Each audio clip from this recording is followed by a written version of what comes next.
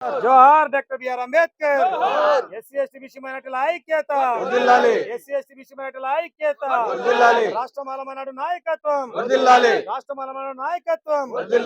ప్రజలకు అందుబాటులో లేని జమ్మలమడుగు ఆర్టీఓ. ప్రజలకు అందుబాటులో లేని జమ్మలమడుగు ఆర్టీఓ. జమ్మలమడుగు. ఇక్కడికి వచ్చిన మీడియా మిత్రులన్నలకు మరియు నా రాష్ట్ర మాలమనాడు దళిత సోదరులందరికీ ఉద్యమ నమస్కారంతో జేబీఎం తెలుపుకుంటున్నాను. నా పేరు తాళ్ళపాక వినోద్ కుమార్. రాష్ట్ర మాల మహానాడు రాష్ట్ర అధ్యక్షునిగా పనిచేస్తున్నాను.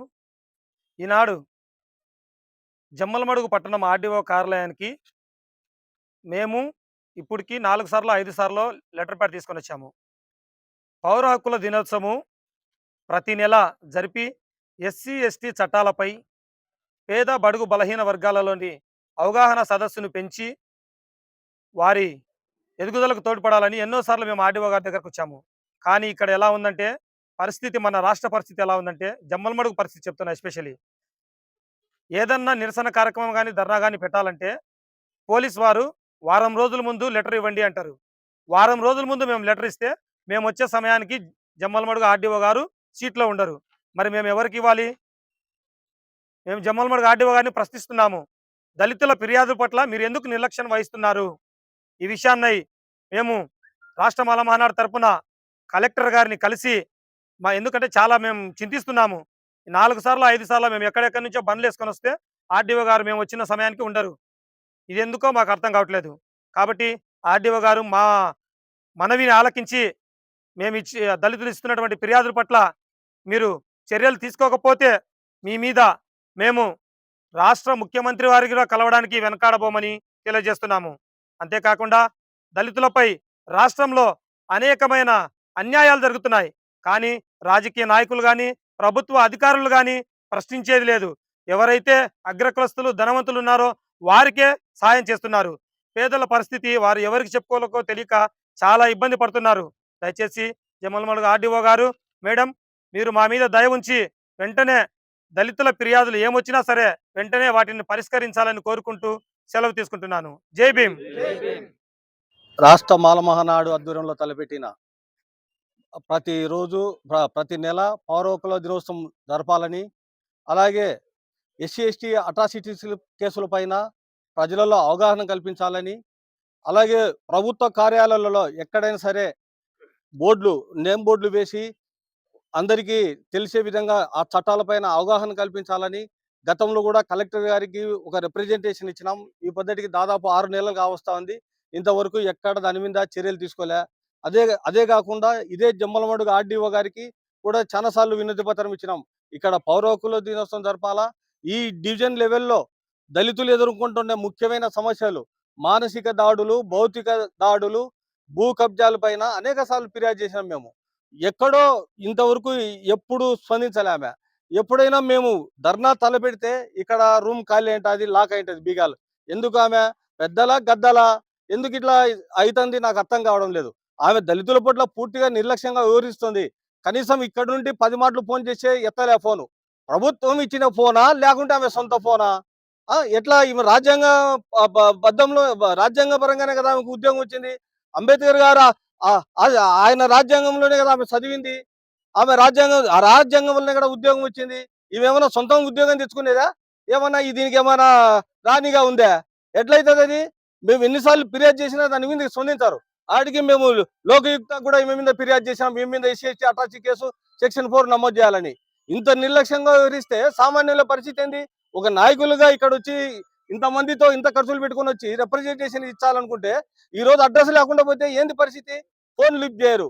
దీని మీద మేము లోకయుక్త కూడా మరోసారి ఫిర్యాదు చేస్తాము. ఏదైతే ప్రజలు ఈ దళిత బడుగు బలహీన వర్గాలు ఎదుర్కొంటున్నారో ఎస్సీ ఎస్టీ కేసుల మీద ఖచ్చితంగా అవగాహన సదస్సులు పెట్టాలా. అది మాకు కల్పించిన సొసైటీస్, సుప్రీంకోర్టు గైడ్ లైన్స్ కూడా మీరు ఫాలో అవ్వలేదు. కలెక్టర్ ఇచ్చిన జీవోను కూడా మీరు తుంగలో దొక్కితే ఏంది ఇది పరిస్థితి? ఎక్కడ పోతుంది సమాజం? ఇక్కడ మేము అంబేద్కర్ విగ్రహానికి దండ వేయాలనుకుంటే పర్మిషన్ కావాలంటున్నారు. ఏంది? ఎట్లా పోతుంది? దళితులు అంటే అంత చిన్న చూపా? ఈరోజు మానసికంగా ఈ దళితులు వెనుకబడికి పోవడానికి కారణం, ఆర్థికంగా మానసికంగా ఏ దాంట్లో అయినా వెనుకబడిపోవడానికి కారణం రెవెన్యూ వ్యవస్థ అని గట్టిగా చెప్తున్నా. ఎందుకంటే ఈ రెవెన్యూ వ్యవస్థ వల్లనే ఈరోజు దళిత బడుగు బలహీన వర్గాల బతుకులు నాశనమైనాయని చెప్తాను. ఈరోజు మా ఉసురు ఖచ్చితంగా ఈ రెవెన్యూ అధికారులకు, ఈ తప్పులు చేస్తున్న అధికారులకు ఖచ్చితంగా తగులుతుందని కూడా ఈ సందర్భంగా తెలియజేస్తున్నా. ఇదే కాకుండా ఈ రోజు ఇంతవరకు అసైన్మెంట్ కమిటీ జరపాలి భూ పంపిణీ గురించి. ఎస్సీ ఎస్టీలకు ఎక్కడి నుండో ఇక్కడ ఆధార్ కార్డు ఉంది, రేషన్ కార్డు ఉంది, ఓటు కార్డు ఉంది, వాళ్ళకు లేదు ఇక్కడ ఈ రాష్ట్రంలో భూములు. ఎక్కడో బాంబే నుండి వచ్చిన వాళ్ళ భూములు వాళ్ళకు ఉన్నాయి. వాళ్ళ స్టీల్ ప్లాంట్ వాళ్ళకి కానీ, ఓబేరాయ్ వాళ్ళకి కానీ, వీళ్ళకుంటే జిందాల్ కంపెనీ వాళ్ళకి కానీ వేల వేల ఎకరాల భూములు ఇచ్చారు. మరి వాళ్ళకి ఇక్కడ ఆధార్ కార్డు లేదు, వాళ్ళ అడ్రస్సే లేదు. ఇక్కడ ఈ ఆంధ్రాలో పుట్టాం, ఆంధ్రాలో ఓటు కార్డు ఉంది, డేట్ ఆఫ్ బర్త్ ఆంధ్రాలో ఉంది.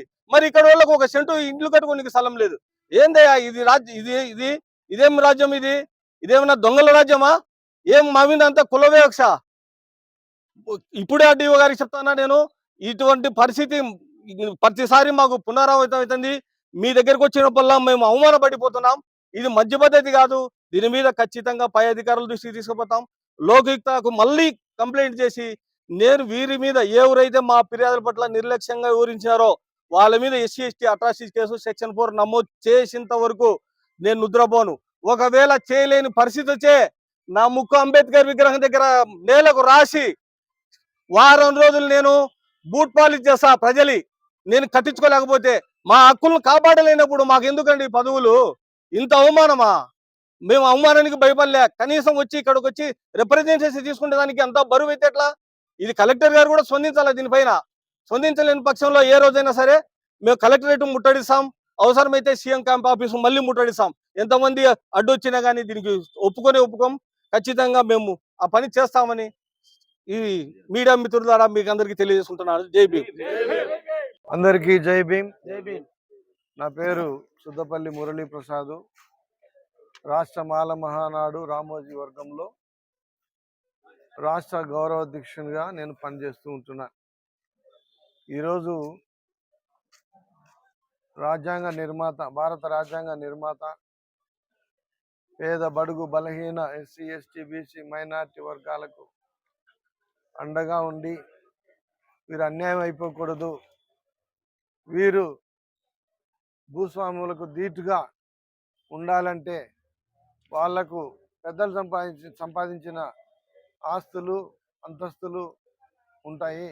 అయితే వాటికన్నా మించినది చదువు ఉంటే వీరు వారికన్నా గొప్పగా బ్రతకగలరు అని మరి డాక్టర్ బిఆర్ అంబేద్కర్ గారు ఎప్పుడో ఆయనకు వచ్చిన ప్రేరేపణ ద్వారా భారత రాజ్యాంగం మరి నిర్మాణం జరగటం, అందులో పేద బడుగు బలహీన వర్గాల వారికి పెద్దపీట కల్పించటం నిజంగా చాలా గొప్ప విషయం. అయితే ఆ గొప్ప విషయాన్ని ఇప్పుడున్న అధికారులు నాయకులు చిన్నదిగా చేస్తూ మేమెందుకు పనికిరామనే భ్రమలో ఇంకా వాళ్ళు బ్రతుకుతూ మేమొచ్చినా మాట్లాడే స్థితిలో లేకుండా ఒకవేళ ఏం మాట్లాడాల్సి వస్తుందో అని పారిపోతూ ఉన్నారు. ఈరోజు జమలమడుగు ఆర్డీఓ గారు శ్రీ సాయిశ్రీ గారు నిజంగా మేమేం మాట్లాడతామని పారిపోయినట్లు ఉంది అనుకుంటా ఉన్నాను నేను. ఎందుకంటే ఇప్పటికి 5వ సారి ఇది మేము ఇక్కడ రావటం, ఆమెకు మా బాధలు చెప్పుకోవాలని వినవించుకోవాలని రావటం, ఆమె వెళ్ళిపోవటం జరుగుతూ ఉంది. ఒక ప్రజా సంఘాల నాయకులు మరి అధికారుల దగ్గరికి పోతేనే పట్టించుకొని పరిస్థితి ఈ దినాల్లో ఉంటే మరి సామాన్య మనిషికి ఏ విధంగా స్పందిస్తారో ఒక్కసారి మరి ప్రజలందరూ గమనించాలని విన్నవించుకుంటా ఉన్నా. ఎన్నోసార్లు మా భూమి ఒక రెడ్డి లాక్కున్నాడంటే ఆ రెడ్డి నుండి ఆ భూమి మరలా మనోనికి ఇప్పించటానికి మేమెన్నో విధాలుగా శ్రమపడి కష్టపడి ఆర్థికంగా ఇబ్బందులు పడి మరి ఎంత దూరం పోవాలంటే అంత దూరం పోతే అధికారులు స్పందించకుండా ఆ భూజ్వాలకు ఆ రెడ్డి గారులకే సపోర్ట్ చేస్తూ వారి కొమ్ము కాస్తూ పేదలకు అన్యాయం చేస్తూ ఉన్నారు. మరి మీకు ఈ అధికారం ఎలా వచ్చిందో ఒకసారి గమనించాలని నేను కోరుతూ ఉన్నా. ఇదే ప్రతిసారి మరి జమలమడుగు ఆర్డీఓ గారి దగ్గర రిపీట్ అయితే మాత్రం ఇక్కడే మేము ఆయమ్మ తగ్గి మనుషులందరూ ఒకటే. ఎస్సీ, ఎస్టీ, బీసీ మైనార్టీలు కాదు, పేద బడుగు బలహీన వర్గాలు కాదు, మేమందరం ఒక్కటే అన్న సత్యాన్ని ఆమె గ్రహించి దిగివచ్చి మరి మా విన్నపాన్ని తీసుకుని దానికి సరైన న్యాయం చేసేటట్లుగా మేము ఇక్కడే నిరాహార దీక్షలు చేపడతాం. మరి అంతేకాకుండా ఇలాంటి అధికారులను మరి వీరికంటే పై అధికారులు చూస్తూ పట్టి పట్టనట్టు ఉంటూ ఉంటే ఇలానే అన్యాయాలు జరుగుతూ ఉంటాయి ప్రజలకు. దయచేసి గమనించండి. మేము కోరుకుంటున్నది మా ఇంటి కోసమో, మా కుటుంబాల కోసమో, లేకపోతే మా స్వలాభం కోసమో కాదండి. చాలామంది 33% పేద బడుగు మాల వాళ్ళు ఉన్నారు. ఇలా చెప్పుకుంటా పోతే దాదాపుగా పేద బడుగు బలహీన వర్గాలు, ఎస్సీ, ఎస్టీ, మైనార్టీ, బీసీ వర్గాలు దగ్గర దగ్గర 60% ఉన్నారు. ఈ 60% ఓట్లు వేరుకుపోతా ఉన్నాయి. ఏమండి, మేము అది చేస్తాం, ఇది చేస్తాము, మీకు న్యాయం చేస్తాము, మీకు ఇవ్వాల్సి ఇస్తాము, సంక్షేమ పథకాలన్నీ మీకు అందిస్తామని ప్రతి ఎలక్షన్కు మోసం చేయటం, మోసపు మాటలు మాట్లాడడం, మాకు అన్యాయం చేయటం ఇదే జరుగుతూ ఉంది.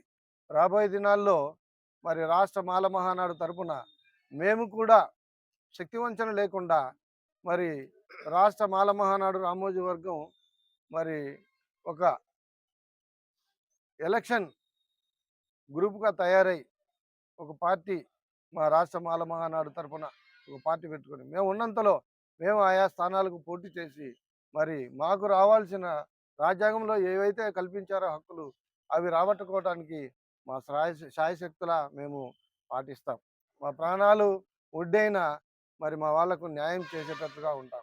ఈ జమ్మలమడుగు ఆర్డీఓ గారికి మరి ఒకసారి మరి తెలియజేయడం ఏమనగా, మనుషులందరినీ ఒకటే రీతిగా చూస్తే మీరు బాగుంటారు, మీ కుటుంబం బాగుంటుంది, మీ ఉద్యోగం బాగుంటుంది.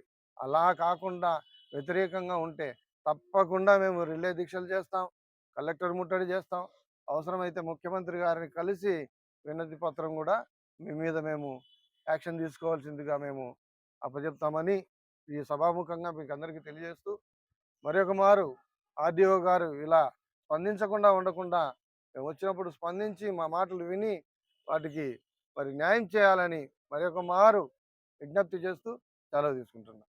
జై భీమ్. మీడియా మిత్రులకు నా నమస్కారాలు. అలాగే రాష్ట్ర మాల మహాడు కుటుంబ సభ్యులకి అందరికీ నా ధన్యవాదములు. ఈరోజు జమ్మలమడుగు పట్టణంలో ఈ యొక్క ఆర్డీఓ కార్యాలయం నందు నిరసన కార్యక్రమానికి వచ్చిన కార్యకర్తలకు అందరికీ నా ధన్యవాదములు. ఆర్డీఓ గారు ఇంతకుముందు 5 సార్లు మేము ఇచ్చినాము వినతి పత్రాలు, దానిపైన ఎలాంటి స్పందన లేదు.